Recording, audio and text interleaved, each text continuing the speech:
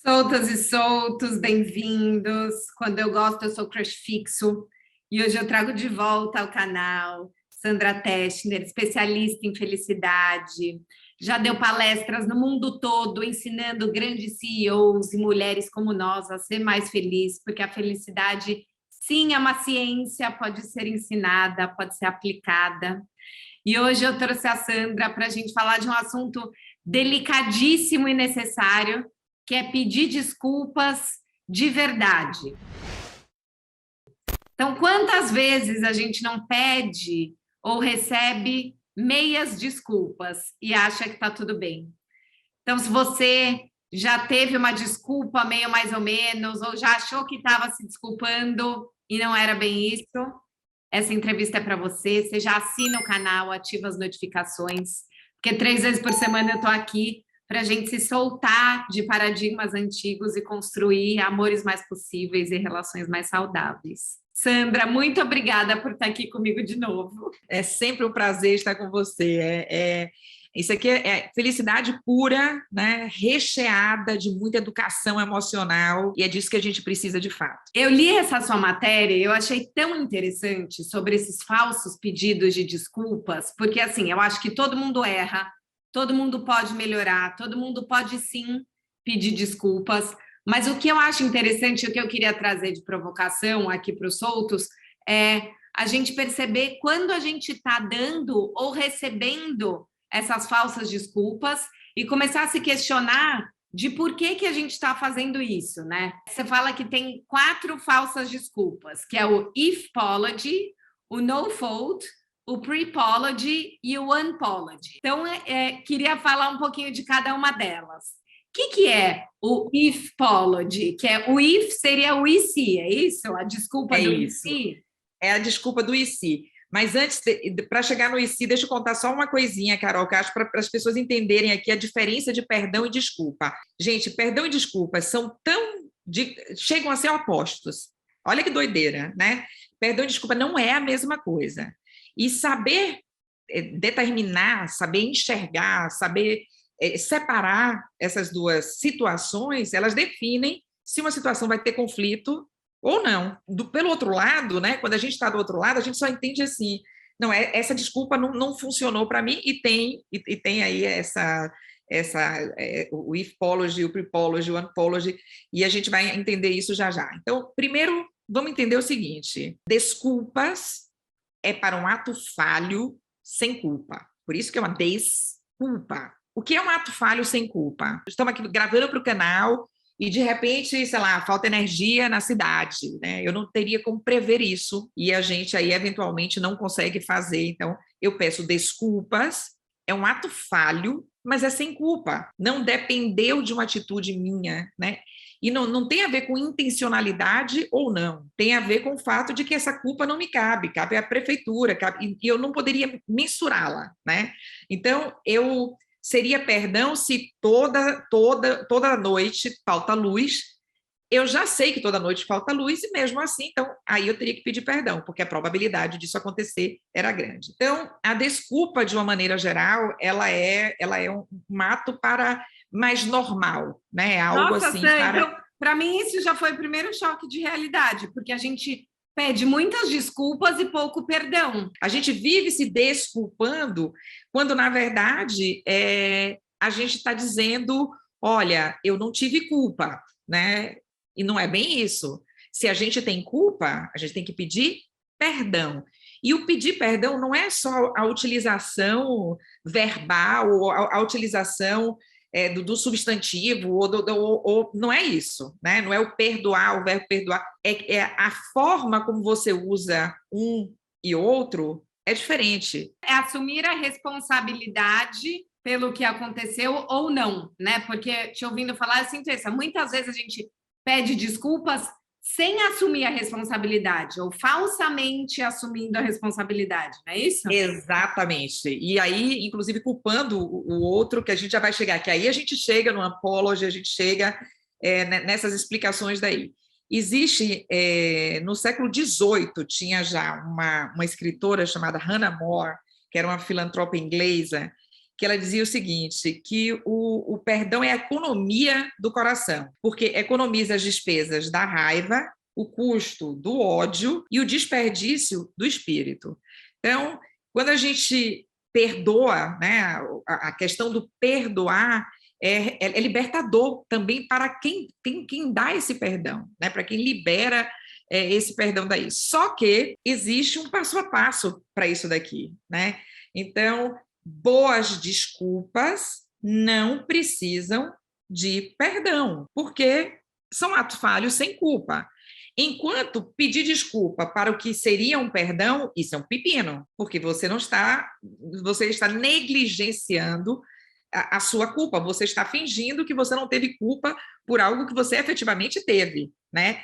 E ter a ciência disso realmente difere o resultado disso das ações. Assim, eu vou explicar o ifpology, né? Começando porque o if é o que todo mundo melhor entende,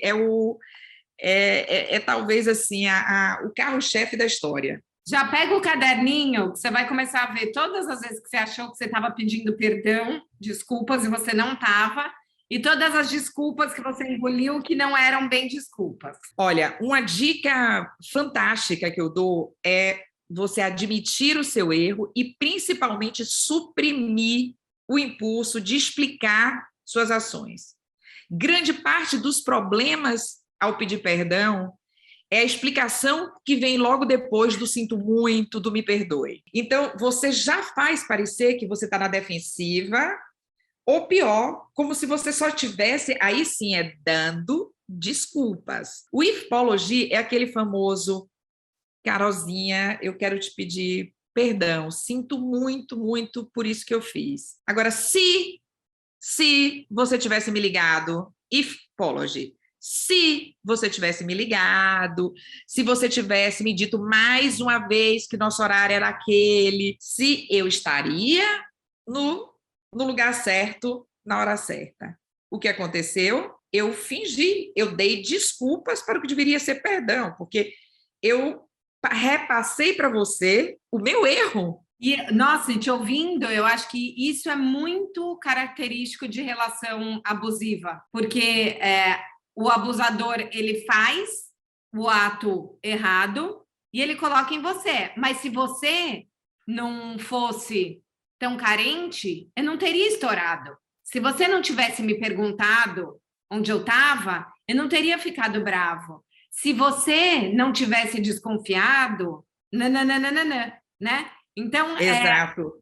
A pessoa pede desculpas e te coloca a culpa, e aí você desculpa ela e começa a questionar os seus atos, né? Por exemplo, no caso da unpology, né, é que você insinua para outra pessoa, você diz assim, gente, desculpe se eu fiz você chorar, desculpe, me perdoe se eu fiz você chorar, mas assim, você é bem sensível, eu não podia saber que você era tão sensível. Que perdão é esse? Né? Que pedido de perdão é esse? Então, aí eu só fiz isso imaginando que eu podia bater e você é sensível demais para isso. Então, assim, se a sua ideia é ser perdoado, você está causando um conflito, ou seja, você não só não será perdoado, como você criou um conflito maior do que você tinha inicialmente. Porque aí você tem uma nova razão para você ficar com raiva dessa pessoa. Quer dizer, eu estou sendo sensível, então não é uma desculpa, é meramente você quer acabar aqui a história, você não está pedindo perdão. Você está repassando para mim a responsabilidade dos seus atos. Aquilo que você fez mesmo, mas você fez sem saber que aquela pessoa era sensível demais. Eu saí com aquela pessoa que você não gosta, uma amiga da pessoa que não gosta, mas e fez algo que você não gosta, mas você não imaginava que isso ia causar esse furor todo. Olha, eu tenho um ótimo exemplo. Outro dia, uma aluna minha lá da Confraria do Amor, que é a minha comunidade fechada, contou uma história assim, que ela combinou de sair com um cara, e daí ele falou, minha aula acaba umas 6, e daí eu só preciso tomar um banho e tal, a gente se encontra. E ele foi escrever para ela às 11 horas da noite. Tô chegando em casa, preciso tomar um banho. Ela falou, quer dizer, ele ia chegar na minha casa 1 da manhã, e daí ela não respondeu esse dia, e no dia seguinte ela falou, Da próxima vez, ou você me avisa que não vai rolar, ou você falou 6 da tarde, e daí ele veio com essa, tipo, nossa, não sabia que você precisava de uma definição de horário, ou que você ia se incomodar, como se não fosse um absurdo ele ter aparecido às 11 horas da noite e ela que fosse exigente e controladora demais. Isso é unpologed, né? Isso é unpologed, é típico. E o nopology é um excelente, porque eu tenho um exemplo que é ótimo e é de relacionamento. Olha só, eu tinha 16 anos, eu estava em Porto Seguro com uma amiga, tá? Eram várias amigas, aquela coisa de na Bahia, a gente ia para Porto Seguro, blá, blá, blá. E para ir para o Arraial da Ajuda ainda era super complexo, lá era a balsinha, e a balsinha era lenta, toda uma história, papapá, ok. E a gente tinha decidido, né? Mas também tinha os meninos. Então, quem ia ficar com quem aquela noite estava totalmente decidido, até porque de quem eles estavam paquerando, a gente, tipo, era 16 anos, gente, mas a gente estava em 1980, sei lá, e 6, muitos anos atrás, ok? E eu estava no quarto com uma grande amiga, né? E na hora de ir, tem um número máximo de pessoas, então na balsa foi um determinado grupo e eu fui na outra balsa com outro grupo. Quando eu cheguei no Arraial da Ajuda, a minha amiga, que está comigo no quarto, que é minha amiga, inclusive até hoje, ela estava se agarrando com um menino que era o meu. Que já estava combinado! Estava combinado, sabe? Combinação de 16 anos. Ela estava lá agarrada e o dela, porém, tinha ido comigo na balsa. O que ela estava doida para ficar foi comigo na balsa. E assim, eu não queria ficar com o dela, não era essa a ideia. E a resposta dela essa é fantástica, porque eu vou pedir desculpas, porque estou vendo que isso, meu Deus, né? Então, tipo, ela não se sente culpada de absolutamente nada, ela não tem culpa, tá? Ela não tem culpa. Culpada sou eu que peguei a próxima balsa, ou seja, ela não aguentou esperar meia hora e já ficou com o menino. A moral da história daí o meu problema não era se ela ficou com o menino. O meu problema é que ela era minha amiga, que a gente combinou alguma coisa e que ao invés de dizer, amiga, sorry, não aguentei, estava lindo demais, perdoe, sei lá, me perdoe, eu não faço isso mais, ela jogou para mim a culpa. Quer dizer, a culpa foi minha porque eu peguei uma balsa depois da dela. Então, isso é o típico, eu peço desculpas já que causou isso tudo. Mas que culpa tenho eu se eu estava na ilha, ele estava na ilha e você não? Maravilhoso, te ouvindo falar, eu já imaginei isso. É esse povo que pede desculpas, é bem isso que você fez, ou com o ombrinho, ou a rolada do olho, sabe? Do tipo, bom, então você acabou de pedir desculpa, né? Para a gente acabar logo com esse barraco aqui, porque há limites. E daí a pessoa se faz de superior duplamente, porque ela está pedindo desculpas e porque ela está pedindo desculpa para evitar todo o constrangimento que você vai fazer por ter ficado brava que ela fez isso com você, né? Exato. E aí a pessoa ainda chora, né? Depois ela fez isso e ainda, gente, estou me sentindo péssima, porque, gente, né? Mas a culpada sou eu, Sandra, né? Eu que não estava no. Mas já que isso está causando um furor, gente, né? Sinto muito, peço perdão. E é esta posição mesmo, é esse jeito de falar. E a gente vivencia muito isso. E assim, para que um perdão funcione, independente de que lado da moeda você esteja, se foi algo que você falou e machucou o outro, se foi algo que você fez, qualquer dessas situações, assim, primeiro você não pode insinuar que a outra pessoa está envolvida no que você fez. E se você já está pedindo perdão, você tem culpa. Se você tem culpa, você pede perdão, acabou a história. Acabou a história por aí. Não, e não, sabe uma coisa que eu vejo muito também nas relações, e daí não só nas relações amorosas, mas nas pessoais, é que a gente coloca o nosso erro incondicional e em comparação com o erro do outro. Então você pede desculpa, mas você já acusa, meio assim, olha, eu errei nisso, mas você também errou naquilo ali. E assim, a pessoa pode ter errado, mas o erro dela não te autoriza a errar também. Não te autoriza. Invalida o seu erro, né? E às vezes eu sinto que assim, a gente não aguenta a bronca, então assim, eu errei, mas você errou também. Não, assume que você errou, deixa a pessoa assumir que ela errou. E tem um outro, né, que é o pre-apology, que eu vejo que esse a gente usa muito, quando a gente quer enrolar os outros e quando a gente quer ficar na chave do auto-engano, a gente também usa ele, né? Que é assim, por conta das condições prévias. Então, assim, eu fiz isso, mas é porque eu terminei um casamento de 8 anos há pouco tempo, então eu ainda estou meio machucado. É porque eu tive uma relação difícil com os meus pais. É porque eu estou em crise no Meus demônios de trabalho. infância.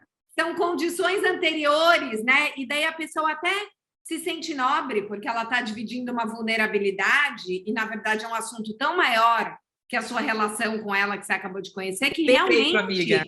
Daí você fala, ai, coitado, realmente, olha, foi traído pela noiva, é por isso que ele não se abre. Daí passa 2 semanas, ele está namorando outra, e ele continua sendo traído E pela tá tudo ex-noiva. Então, bem. assim, o problema não E era a ele traição continua da tendo o ex-noiva. histórico dele. E isso, a condição sine qua non para o perdão ser concedido é o arrependimento, é o remorso pelo que foi feito, a promessa de mudança e mostrar, inclusive, de preferência, que caminho você está lembrando, você está trilhando para a lembrança. Gente, não precisa ir longe. Hoje a gente sabe, quando uma empresa faz alguma coisa ou a pessoa faz alguma coisa e está com medo de ser cancelada, a primeira coisa que ela faz é pequei, né? Essa é a cartilinha básica, né? E tem uns que falam, né? Assim, que a gente está vendo, mas é a cartilinha básica do pequei, fiz e vou mudar fazendo isso, isso e aquilo, né? Ou vou usar essa experiência para ajudar outras pessoas que outros não cometam o mesmo erro com as outras pessoas. E é importante a gente lembrar que perdoar não é esquecer, não é ter amnésia, é concordar que o erro existiu, que houve a violência, que houve a injustiça, o que quer que tenha sido, mas que você, a pessoa, né, houve um arrependimento, houve um remorso e que você quer recomeçar. Por que você acha que a gente tem dificuldade de pedir perdão, assim, de verdade? A gente tem dificuldade de pedir perdão porque a gente não quer ser o bad guy, a gente não quer ser a pessoa a má da história, né? A gente quer encontrar uma justificativa pelo qual a gente fez o que a gente fez. É como se, ao pedir perdão, a gente admitisse que não somos pessoas boas, né? Que nós somos pessoas que fizeram algo de muito ruim. Então, essa dificuldade, e por isso a gente divide a nossa culpa com a nossa vítima, né? A maior dificuldade é a gente ter que admitir, e assim, nada confere o direito de achar que a Carol é uma pessoa ruim porque ela cometeu um ato, arrependeu-se desse ato, tomou isso de exemplo, não faria de novo, né? Usa isso, inclusive, para alertar outras pessoas, que é uma coisa que eu explico muito às pessoas. Se você errou e o erro que você cometeu pode ajudar outras pessoas a não cometerem o mesmo erro, conte, gente. Essa é a vulnerabilidade bonita. A vulnerabilidade bonita é aquela que agrega, é aquela que leva o outro a agir de uma forma diferente depois. Ajuda o outro a não cometer os mesmos erros que você cometeu, ou ajuda o outro a ter melhor entendimento, mas não é aquele que diz, ai não, gente, perdoa logo a Sandra, ela fez, mas ela é uma pessoa ótima, eu posso ser uma pessoa maravilhosa que fiz uma porcaria incrível. Então, às vezes, a gente tem esse grau de, ao mesmo tempo, a gente quer pedir perdão, mas a gente gostaria de ser perdoado sem ter que admitir que a gente errou. E muitas vezes a gente erra feio. Mas é porque talvez a gente também alimente na gente esse medo de que toda a culpa é perpétua, né? Que assim, todo mundo pode errar e pode pedir perdão, e se você realmente se propuser a melhorar e a mudar, as coisas podem ser reconstruídas. E acho que o que é perverso é a gente ver, principalmente, por exemplo, voltando para as relações abusivas, quantas vezes a gente não perdoa pessoas que fazem coisas horríveis com a gente e a gente acha que coisas menores nossas vão ser imperdoáveis. E daí, ao invés da gente pedir perdão, sentar e conversar, a gente entra nessa lógica de fazer falsas desculpas, que só vai deixando a coisa mais amarrada, né? Então, acho que são 2 movimentos que a gente deveria fazer. Um é começar a entender que a gente pode assumir que a gente errou e pedir perdão e que o nosso erro não é sinônimo de prisão perpétua ou de quebra de relação e começar também a não quebrar as relações dos outros. Essa própria história lá que eu contei da mulher que o cara apareceu 11 da noite, Sim. no dia seguinte ele falou, cara, realmente eu pisei na bola, desculpa, vamos marcar um jantar? Se eles acabaram de se conhecer, dela, eu não sei também se eu vou ser trouxa, perdoe o cara, entendeu? Tudo bem. Se ele tá chamando para um jantar, dê uma chance também. Eu acho que quanto menos juízes cruéis a gente for também nessas coisas simples, mais a gente vai sentir a vontade de poder pedir perdão. Porque você vai ver que as pessoas não estão cortando por qualquer coisa. Então, assim, é importante pontuar, ouvir as desculpas e querer reconstruir também, né? Não dá para a gente viver numa lógica de cancelamento, porque acho que quanto mais a gente cancela, mais a gente fomenta as falsas desculpas. Mais a gente fomenta as falsas desculpas, pontuado, né, por todos esses cientistas sociais que andam estudando isso, independente do juízo de valor que a gente faça sobre o assunto. Tem de ser independente do juízo de valor. Porque, assim, se o perdão foi pedido, se o remorso foi demonstrado, o cara saiu no outro dia e ele não cometeu aquele tipo de erro ali de novo, ou você perdoa ou você não perdoa. Porque também não é diferente com o auto-perdão, tá, Carol? Não é diferente com o auto-perdão. Um dos problemas graves que pessoas que precisam de perdão têm é que elas não se auto-perdoam. E quando elas não se auto-perdoam, elas fazem essa mesma lógica consigo mesma. Elas botam isso na cabeça delas e, no fundo, elas não conseguem se perdoar. Então, funciona perante o outro da mesma maneira. As variáveis da equação não mudam porque você está de um lado ou do outro. Que te ouvindo falar, eu fico pensando que é quase como se fosse uma linha esquemática de que para a gente poder fazer o auto-perdão, a gente precisa se autorresponsabilizar. Porque toda vez que a gente usa uma dessas 4 desculpas, né? Então, o if, o no apology, o pre-apology, o unapology, você está colocando na conta do comportamento do outro, da sua criança ferida, do mundo que a gente está vivendo. Quer dizer, a gente está terceirizando as coisas para não assumir a nossa responsabilidade. E é preciso assumir a responsabilidade pelo que a gente fez para poder se perdoar. Enquanto a gente se colocar nesse lugar de eu fui um joguete, uma vítima da situação e das circunstâncias, a gente nunca vai se perdoar de verdade, porque a gente não está se responsabilizando pelo que a gente fez, né? Excelente colocação, excelente forma de explicar isso daí. E a culpa, a melhor maneira de você, de fato, se perdoar é você usar, aí sim, você usar a sua culpa para conscientizar, para evitar que outros cometam erros da mesma maneira, do que quer que seja. Essas são as formas de agir que levam, inclusive, ao próprio auto-perdão. Porque você começa, olha como é louco isso, você começa a dar à sua culpa um propósito. Então, a sua culpa, o seu erro não foi em vão. Ele vai servir para alguém, para alguma coisa. A sua mudança, aquilo que você vivenciou, serviu de base para uma coisa nova que você construiu. E este é o formato que dá certo no perdão, inclusive no auto-perdão. Se a gente fizer, eu acho que esse movimento da autorresponsabilidade e auto-perdão são muito necessários. E como é que a gente convoca o outro a essa jornada? Então, se a gente está se relacionando com alguém e a gente vê que a pessoa está usando essas falsas desculpas, como trazer para a conversa do tipo, vamos falar sobre perdão, sobre responsabilidade? Tem como a gente tirar a pessoa dessa falsa desculpa, até para a gente ver se a gente vai querer perdoar ou não? Olha, eu sempre sugiro a fonte do conhecimento, né? No momento que as pessoas entenderam esse funcionamento aqui, você tem um poder. Esse poder lhe confere agora o poder de entender o que a pessoa que está na sua frente está fazendo. Então, uma dica que eu sempre dou é desmascare, né? Não entre no jogo que está sendo feito com você.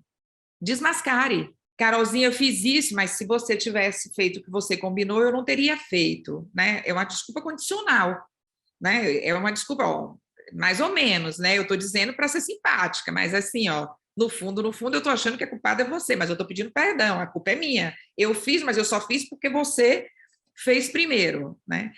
Na hora que a pessoa começa com isso, a clareza disso agora é diferente. Você tem que explicar para a pessoa, dizer mesmo, não sei se você sabe, mas o que você está falando é de escrito.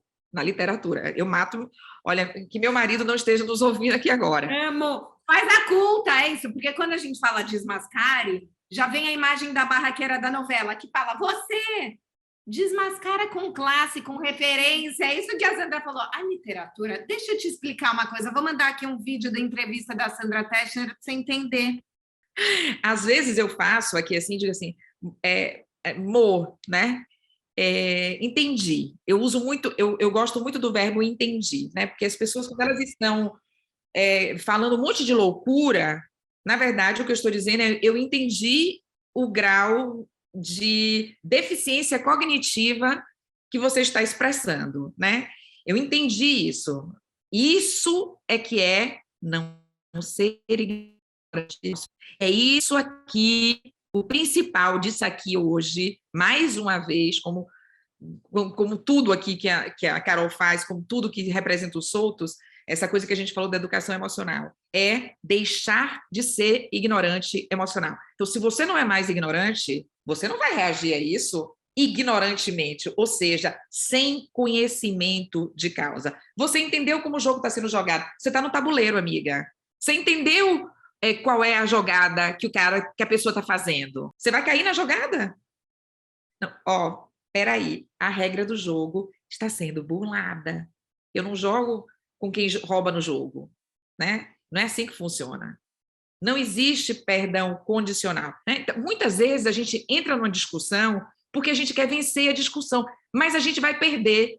A gente vai entrar na discussão, a gente vai eventualmente ganhar a discussão, mas a gente não vai ter convencido a pessoa, ou seja, você não vai ter a sensação positiva de ter levado o seu conhecimento adiante, você não vai ter mudado um aspecto negativo naquela relação, você só vai ter gritado mais alto. Legal, isso deu em quê? Nada. Então, o que é vencer uma discussão? Para mim, quando eu consigo ouvir isso e dizer para a pessoa, quando alguém já começa a se desculpar comigo, ou pedir perdão, né, me repassando, a minha resposta é muito clara. Primeiro, entendo, mas isso está descrito e eu estudei isso, né? Então, você não vai me dizer que 2 mais 2 é 18, porque eu estudei matemática, é 4. Eu acho que é importante você colocar, fala, bom, então se você está jogando para mim, então você acha que a culpa não é sua. Então, você acha que você não fez nada de errado?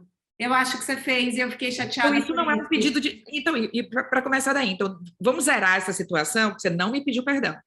Você não fez nada. Vamos zerar? É melhor você não fazer nada. Nada. Porque o conflito começa de novo. Agora é um novo conflito. Não só você fez, como agora você está me dando a culpa pelo que você fez. Então, assim, esta conversa é uma conversa ignorante, que não vai levar ninguém.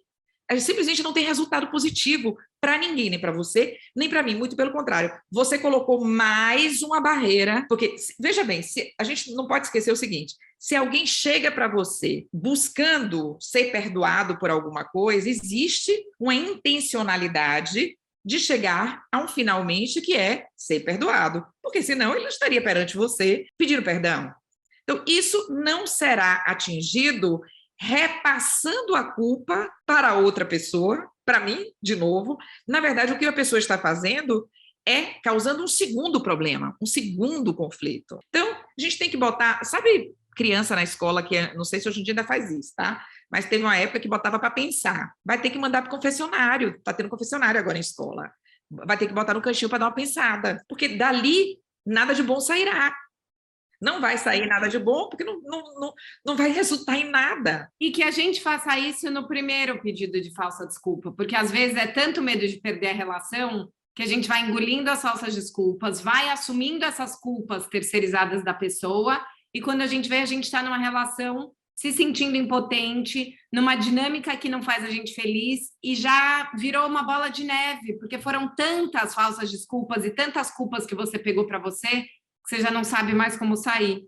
Então, toda vez que você sentir que as desculpas não foram sinceras, manda esse videozinho, manda o artigo da Sandra e vamos se autorresponsabilizar pelos nossos atos e também por colocar a bola no chão quando a gente receber essas falsas desculpas. Olha, eu queria finalizar com uma frase de um psicólogo atual que eu gosto bastante, que é o Adam Grant. Ele tem até um livro novo chamado Think Again, que está em português, chegou em português, que se chama Que Pense de Novo, que complementa muito essa história daqui. Ele fala o seguinte: quando você magoar alguém, pense sobre os seus valores essenciais. Se compaixão, justiça, generosidade aparecem em sua lista, você pode perceber que pedir desculpa e ou perdão não significa admitir que você é uma pessoa má. Aquela pergunta que você me fez antes, amiga. É apenas um passo para você se tornar uma pessoa melhor. Isso é muito bom. Isso é maravilhoso. Sandra, muito, muito obrigada por estar de novo aqui comigo no canal. Não vejo a hora de fazer esse abraço ao vivo. Vamos fazer. Hora dessa a gente tem que fazer uma sentada junto, ó, uma do lado da outra. Com brinde de vinho. Com direito a brinde, muita risada. Gente, um prazer. Vamos pedir perdão sem desculpas.